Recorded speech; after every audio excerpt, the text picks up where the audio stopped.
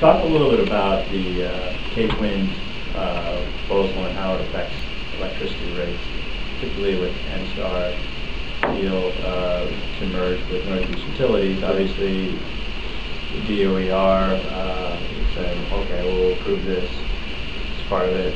NSTAR's going to buy a little bit of electricity from Cape Wind. That's obviously going to affect our electric rates. What's your take on why you think that in the end the state is better off for going that way?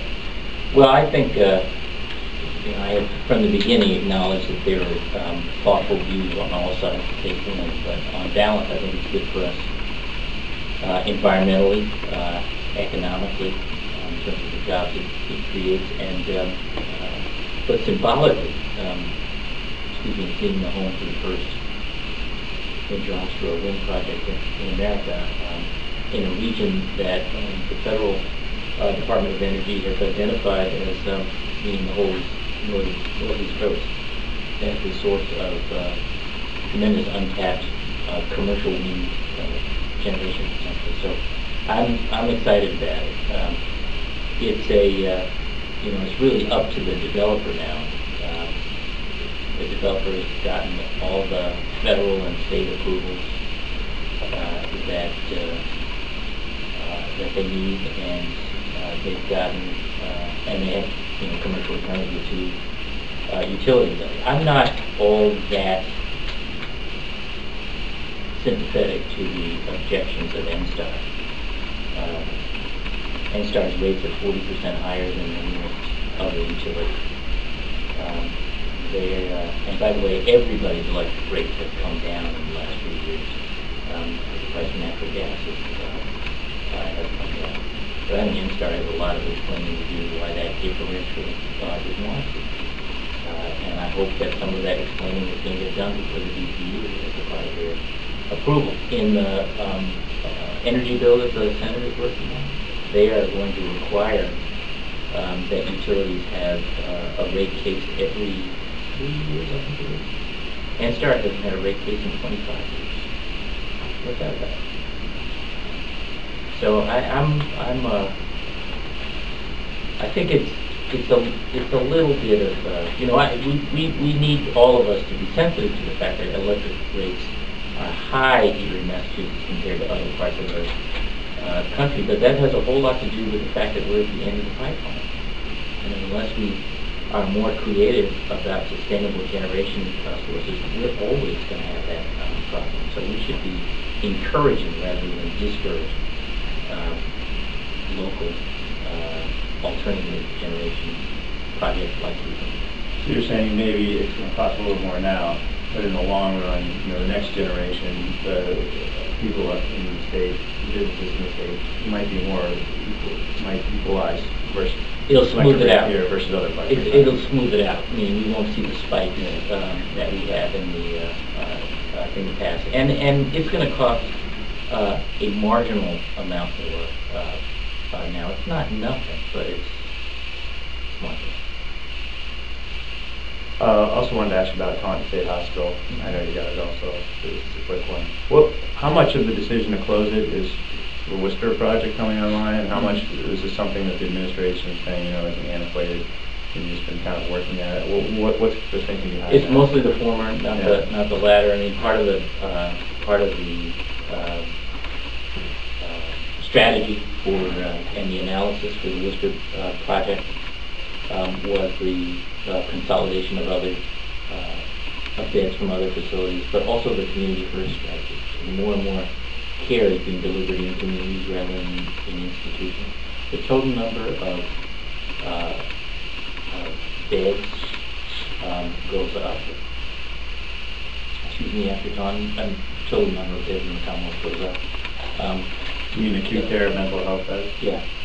The total number, there's no effect on the number of jobs. Everybody who works at Taunton State Hospital will have a job offered. Now, they may not want to take it, but they'll have an opportunity for the job.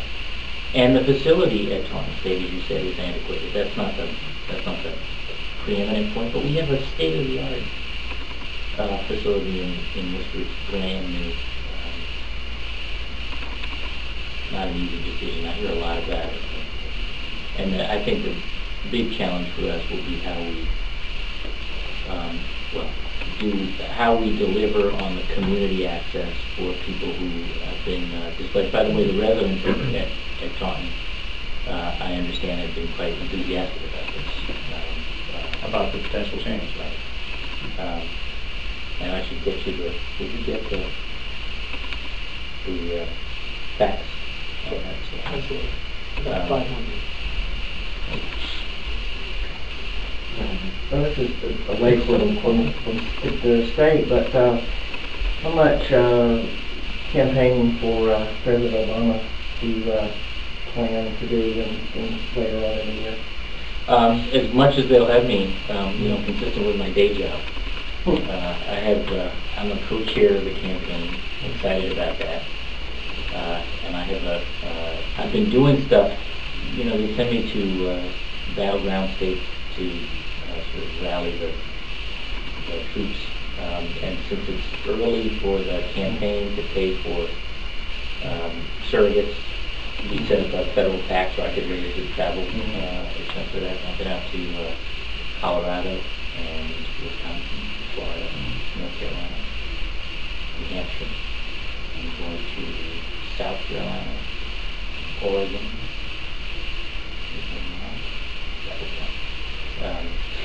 South Carolina's getting down in the red state, so. That's all right. This president's going to compete for every vote in every corner of the country, and should.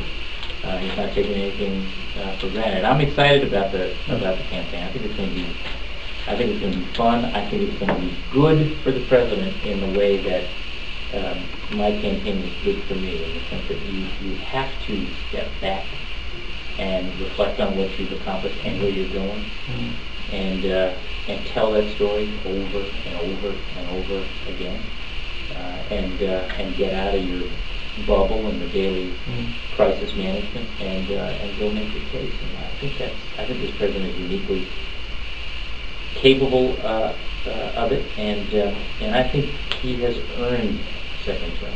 When you consider the healthcare coverage for every American after 90 years of trying.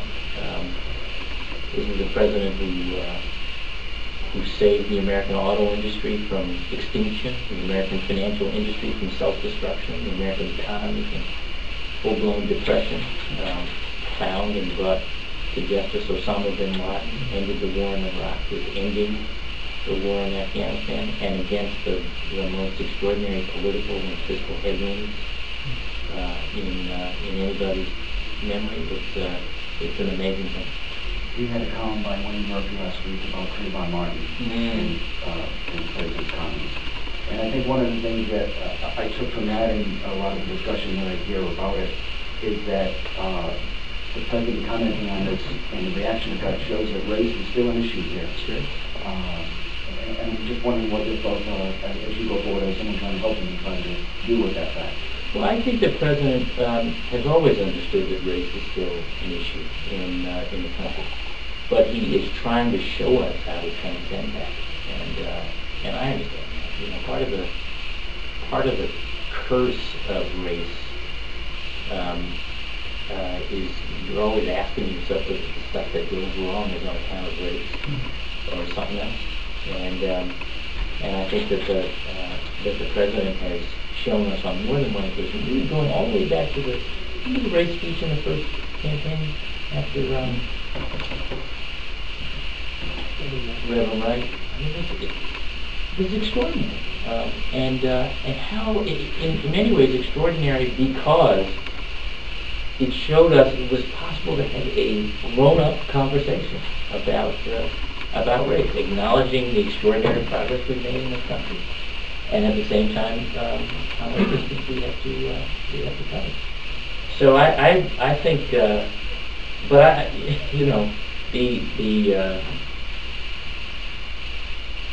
I'm crazy about this president. I think his leadership, this is not from the perspective of someone who agrees with every decision he's made.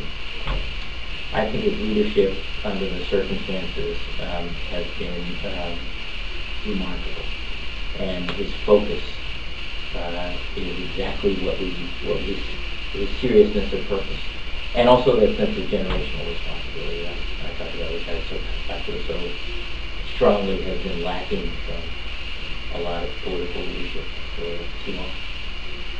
Have you encountered or experienced in your 5.5 years situations where you thought race was the motivating factor?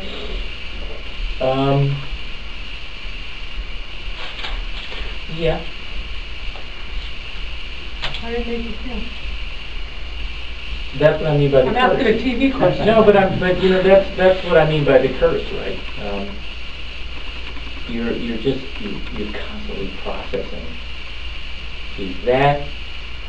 Would that question have been asked to me that way, asked to a governor that way, under different circumstances? Would that interaction have been quite like that under different circumstances? And you just keep going. You know, I don't dwell on the comments in the following online news stuff that Diane used to. Oh God! I said, "Dad, just shut it off." Close the laughing. Some of that stuff is pretty cool. I don't listen to some of the shock jock stuff on the radio. Diane does, and she tells me how cool that can get. But I have had so much positive. I've had so much positive, so many positive experiences, and so much positive interaction with the people of the Commonwealth and the people of this country, that on balance, I'm convinced of the inherent goodness of people, and I keep asking for that. I keep speaking to that, and I get back what I get. One more. On the same issue, just this weekend, there was a story in NPR. They had a professor from Johns Hopkins, a black professor, talking about even when he's on campus, he is constantly aware of the fact that he's black and he has to conduct himself in a way to be careful about that. Do you feel yourself in that same situation? Sure, that's a very familiar experience. You know, right after the terrible incident down in Stanford, there were a number of stories about black parents talking particularly to their sons. Yes, that was the talk, right? Mm-hmm. And since then there have been numerous comments like that one about what we used to refer to as the code. In a professional setting, what you can or cannot do. You know how in meetings we used to say when I was in private practice, any other business person in the room, any other lawyer in the room could lose their temper and pound the table. Often. People have different kind of reaction to it. I've had so many blessings. It's not like I carry that around, but you think about, Diane and I were talking this weekend, she was saying, I can't remember what column she read, but somebody who had been stopped by the police because the police had innocently, but the police had a description of someone who had committed a crime. Might have been, I don't remember, but I hadn't read it, and she was telling me about it. She said the description given was a black man between 30 and 40 years. And I know, I mean, you laugh, but I know that when that description is given, every black man is a suspect. When the perp is a white man between 30 and 40 years old, you don't think every white man is a suspect. You know what I'm saying? Mm-hmm. It's a small difference, maybe, but in a lot of people's lives, it's huge. It has a whole lot to do with their ability to move freely in the community and feel a part of the community. I don't know what the solution to that is, but a consciousness about that and a sensitivity about that, I think, is part of it. Well, thank you. Anything that we haven't touched upon that you'd like to mention? Who's going to win tonight? I don't think Kansas is going to be pretty well. You think so? Oh. I want to believe that. My wife's a Queen's bride. Is that right? Yeah.